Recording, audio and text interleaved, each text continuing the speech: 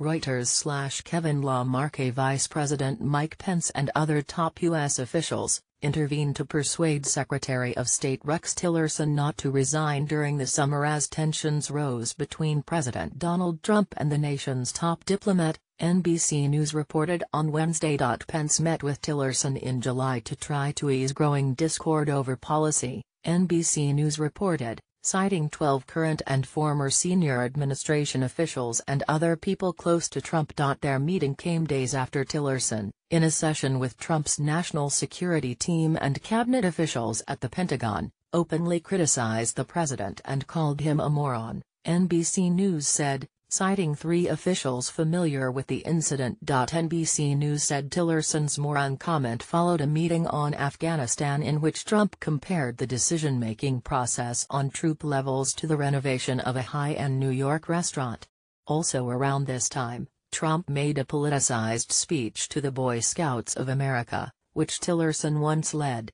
Representatives for the State Department and the White House did not immediately respond to requests for comment by Reuters on the NBC News report. Tillerson, in late July, had weighed whether to return to Washington from a personal trip to Texas, but was reassured after discussions with General John Kelly, now Trump's chief of staff, and Defense Secretary James Mattis, the network reported, citing 4 people with direct knowledge of the exchanges. Tillerson said publicly in late July that he was not going anywhere.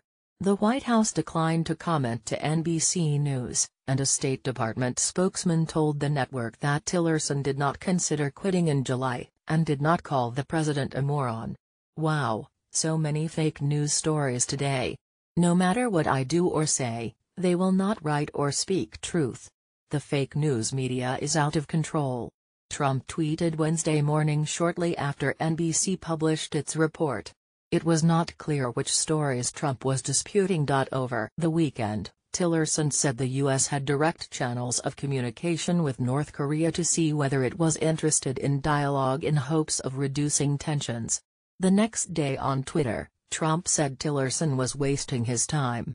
Reuters/Jim Borg. After the NBC News report on Wednesday morning, foreign policy experts came out to encourage Tillerson to resign.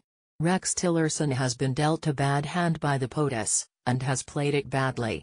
For both reasons he cannot be effective state and should resign, Richard Haass, the president of the Council on Foreign Relations, tweeted. Haass wrote that it would be hard for anyone to be successful as Secretary of State given Trump's policies such as leaving the Trans-Pacific Partnership trade deal, and the Paris Climate Accord, as well as the lack of staffing and money given to the State Department, and the role of White House staff members.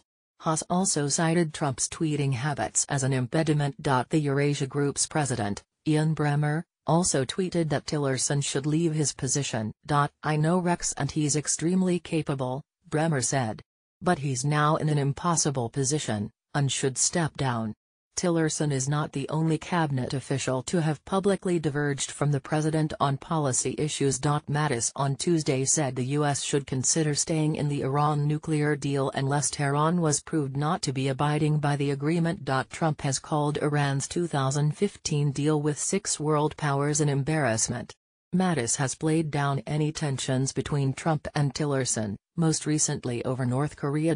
Trump's White House and State Department have also taken differing stances on other foreign policy issues. Earlier this year, Trump backed Gulf Arab leaders in their boycott of Qatar, even as Tillerson and the Pentagon cautioned against the military, commercial, and humanitarian effects of the dispute.